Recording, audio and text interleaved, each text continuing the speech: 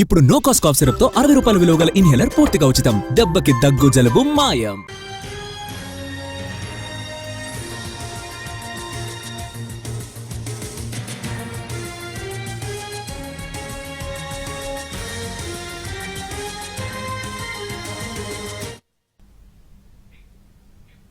తెలంగాణలో బీజేపీ అధికారంలోకి వస్తే పాత బస్తీలో ఉన్న ఆలయాలకు అత్యధిక నిధులిచ్చి గర్వపడేలా ఉత్సవాలు నిర్వహిస్తామన్నారు కేంద్ర మంత్రి బండి సంజయ్.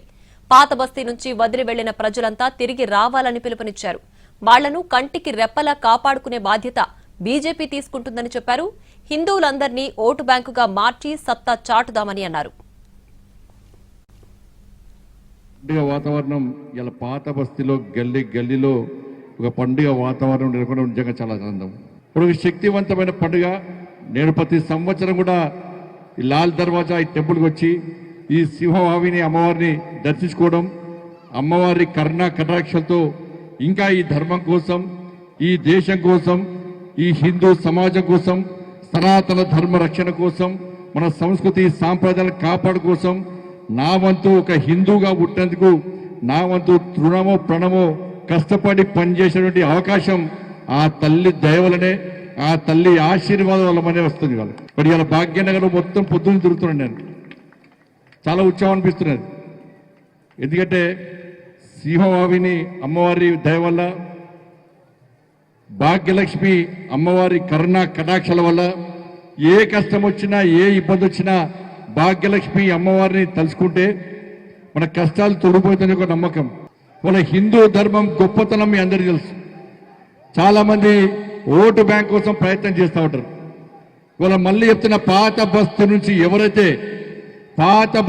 ఎవరైతే ఇక్కడ టెర్రరిస్ట్ బాంబులకు భయపడి, ఇక్కడ జిహాదీ ఉగ్రవాదు యొక్క ఆగడాలు అరాచకాలకు భయపడి ఇక్కడ నుంచి వెళ్ళి ఇతర ప్రాంతాల్లో ఉంటున్నారో మళ్ళీ నేను అప్పీల్ చేస్తున్నా.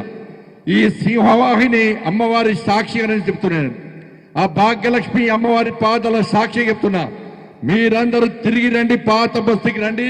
మిమ్మల్ని హిందూ సమాజాన్ని కాపాడుకునే బాధ్యత ఇవాళ మేం తీసుకుంటాం. ఇవాళ హిందువులందరూ భాగ్యనగర్లో ఓటు బ్యాంక్ మారారు.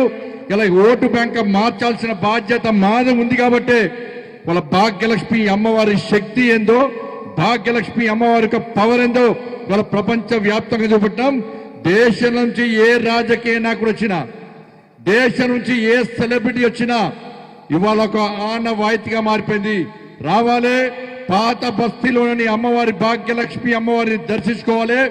అమ్మవారి ఆశీర్వాదంతో మనం ముందుకు సాగాలని చెప్పి అమ్మవారి యొక్క శక్తిని, భాగ్యలక్ష్మి అమ్మవారి యొక్క శక్తిని ఇలా దేశ వ్యాప్తంగా చాటింపజేసామంటే అది హిందూ సమాజం యొక్క గొప్పతనం. అరే హైదరాబాద్ ఓల్డ్ సిటీలో పాత బస్తీకి రావాలంటే కాశాపు జెండా పట్టాలంటే భయపడే పరిస్థితి.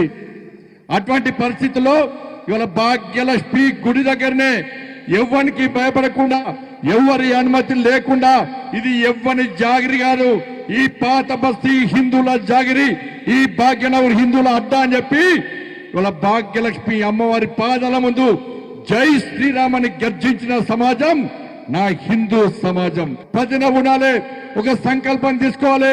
ఇలా అన్ని రాజకీయ పార్టీలు ఒక వర్గం కోసం ప్రయత్నం చేస్తున్నాయి. 12% ఉన్న వర్గం ఓట్ల కోసం కక్కుర్తి పడుతున్నాయి. కానీ 80% ఉన్న హిందువుల ఓటు బ్యాంక్ మారరు.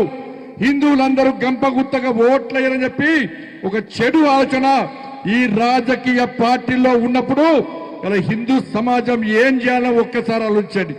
ఒక